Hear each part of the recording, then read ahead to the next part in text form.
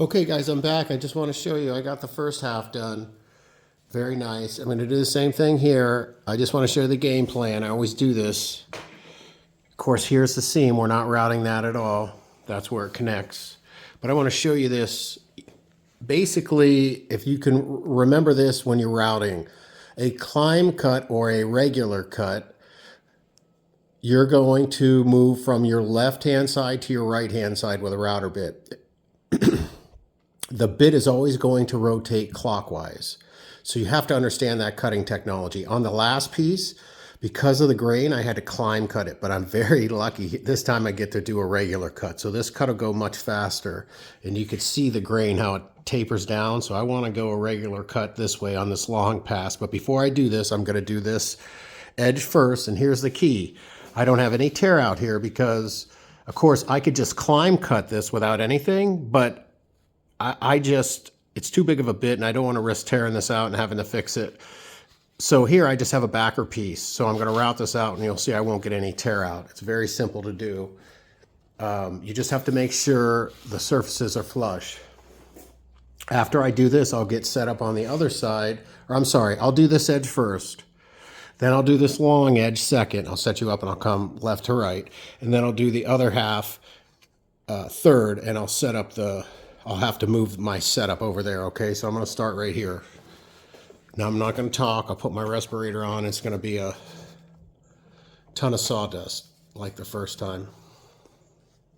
So here we go. Safety glasses, respirator. Hearing protection if you want.